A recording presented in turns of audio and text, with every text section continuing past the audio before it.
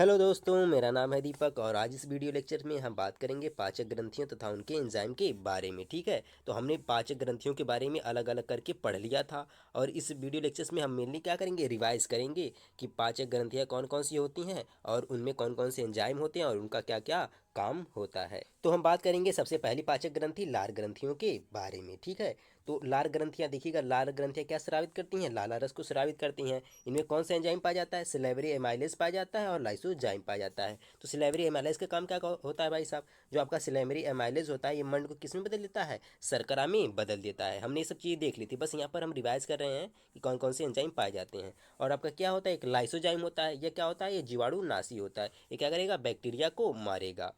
ठीक है, तो चलते हैं आगे।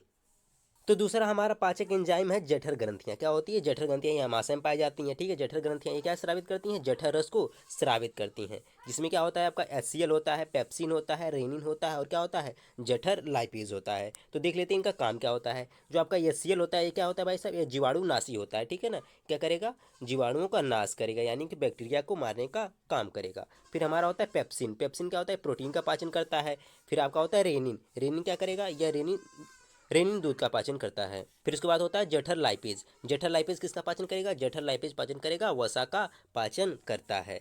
अब हम तीसरी पाचक ग्रंथि किसके बारे में, यकृत के बारे में पढ़ लेते हैं। देखिएगा, ठीक है, हमने तो डिटेल में उसे पढ़ा था, लेकिन हम देख लेते हैं यकृत में क्या होता है। इसमें आपकी होती हैं हिपैटिक कोशिकाएं होती हैं। क्या होती हैं, हिपैटिक कोशिकाएं होती हैं यकृत में, जो स्रावित करती हैं पित्तरस को। और ये पित्तरस एकत्र कहाँ पर होगा, यह पित्तरस जाकर एकत्र होगा पित्ताशय में, जाकर एकत्र होता है पित्ताशय में, आपका क्या, पित्तरस एकत्र होता है। ठीक है, ये एक पॉइंट हमने से देखा था जी को, आपका पित्त रस होता है, इसमें कोई एंजाइम नहीं पाया जाता है, फिर भी क्या होता है, वसा के पाचन में सहायक होगा। यह क्या होगा, वसा के पाचन में सहायक होगा। और इसी क्रिया को हम क्या बोलते हैं, इमल्सिफिकेशन। और इसी क्रिया को हम बोलते हैं इमल्सिफिकेशन। और देखिएगा, हमारा चौथा पाचक एंजाइम होता है अग्न्याशय, जिसे हम इंग्लिश में बोलते हैं पेनक्रियाज। देखिएगा, अग्न्याशय हमारा स्रावित करता है अग्न्याशयिक रस को और कुछ हार्मोन्स को स्रावित करता है। ठीक है ना, हमने देखा था अग्न्याशयिक रस के बारे में। अब देखिएगा, अग्न्याशयिक रस में होते क्या है भाई साहब, कौन कौन से एंजाइम होते हैं उनको भी देख लेते हैं। होता है आपका एमाइलेज। ये क्या होता है, एमाइलेज, यह क्या करता है, यह मंड को माल्टोस शर्करा में बदल देता है।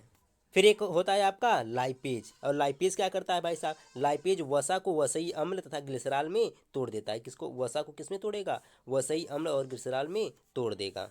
फिर होता है ट्रिप्सिन तथा काइमोट्रिप्सिन। कौन होते हैं, ट्रिप्सिन होते हैं और तथा काइमोट्रिप्सिन होते हैं। क्या करते हैं, या प्रोटीन का पाचन करते हैं। या प्रोटीन को किस में तोड़ेंगे, पेप्टोन्स और प्रोटियोजेज में तोड़ देंगे प्रोटीन्स को। ऐसे क्या करता है, स्रावित अग्न्याशय के रस को और हार्मोन्स को स्रावित करता है। तो हमने अग्न्याशय रस में कौन कौन एंजाइम पाए जाते हैं उसके बारे में पढ़ लिया, और उनके कार्य क्या होते हैं वो भी हमने क्या कर लिया, देख लिया। तो देखिएगा, लेकिन आपका अग्न्याशय क्या करता है, कुछ हार्मोन्स को भी क्या करता है, स्रावित करता है। तो इसमें एक होता है आपका इंसुलिन होता है, और एक क्या होता है, एक ग्लूकेगॉन होता है। ठीक है ना, तो देखिएगा इंसुलिन का काम क्या होता है, यह क्या करेगा, यह शर्करा को ग्लाइकोजन में बदलेगा। क्या करेगा, यह शर्करा को ग्लाइकोजन में बदलता है, कौन, आपका इंसुलिन। और जो आपका ग्लूकेगॉन होता है, आवश्यकता पड़ने पर, ठीक है ना, क्या कर पड़ने पर, आवश्यकता पड़ने पर इसी ग्लाइकोजन को किस में बदल देगा, ग्लूकोज में बदलेगा। ठीक है, और देखिए बात नीचे लिखी गई है, क्या करेगा, ये ग्लाइकोजन को ग्लूकोज में बदलता है, कौन, ग्लूकेगॉन हार्मोन्स। पर ऐसे भी पढ़ा था कि जो अगर इंसुलिन की क्या हो जाए, कमी हो जाए, तो कौन सा रोग हो जाता है, हमें मधुमेह हो जाता है। ठीक है ना, तो ये सबने क्या कर लिया था, डिस्कस कर लिया था, बस मैं यहाँ पर थोड़ी थोड़ी बता रहा हूँ आपको, रिवाइज करवा रहा हूँ। तो देखिएगा, सबसे लास्ट हमारा पाचक एंजाइम होता है आंतरिक ग्रंथियाँ। कौन सी होती हैं, आंतरिक ग्रंथियाँ होती हैं। यह कहाँ पर पाई जाएंगी, छोटी आंत में पाई जाती हैं। ठीक है ना, यह क्या करती हैं, आंतरिक रस का स्रावित करती हैं। क्या करेंगी, आंतरिक रस को स्रावित करती हैं। अब देखिए, इसमें होता क्या है, इसमें होता है इरेप्सिन होता है। यह क्या करेगा, यह प्रोटीन को अमीनो अम्ल में तोड़ता है। यह क्या करेगा, इरेप्सिन करता है, प्रोटीन को अमीनो अम्ल में तोड़ देगा। और होते हैं आपके कार्बोहाइड्रेट पाचक एंजाइम। कौन से होते हैं, कार्बोहाइड्रेट पाचक एंजाइम। इसमें पहला होता है आपका सुक्रेज। ठीक है ना, देखिएगा ज इसमें, ठीक है ना, ज वाला क्या है, एंजाइम है, स वाला क्या है, शर्करा है। ठीक है, इसको ध्यान देंगे आप।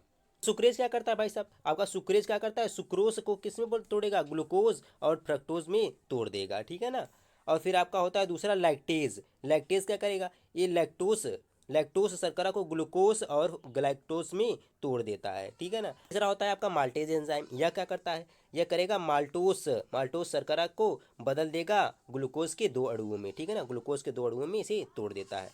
और लास्ट आपका एंजाइम होता है आंतरिक रस में, आंतरिक रस का लास्ट एंजाइम कौन सा है, आपका लाइपेज होता है। लाइपेज क्या करते हैं, यह वसा का पाचन करता है। ये लाइपेज क्या करेगा, यह वसा का पाचन करेगा। ठीक है ना, तो यहाँ पर हमने जय प्रक्रम का पहला भाग खत्म कर लिया, जो कि क्या है आपका पोषण है, ठीक है ना। तो पोषण में अगर कोई टॉपिक अगर बचा रहेगा तो मैं उस पर अलग से एक वीडियो और बना दूंगा, ठीक है। तो यहाँ पर मेरे हिसाब से तो क्या हुआ, अब यहाँ पर पूरी तरीके से यहाँ पर यह खत्म होता है। अगर आप लोगों ने ये सारी वीडियोज़ नहीं देखी हैं तो उसकी प्लेलिस्ट क्या है हमारे चैनल पर गिवन है, और मैं उसका लिंक डिस्क्रिप्शन में भी दे दूंगा और आई बटन पर भी दे दूंगा। अब जाकर कहीं से भर क्या करिए उसे देख लीजिए।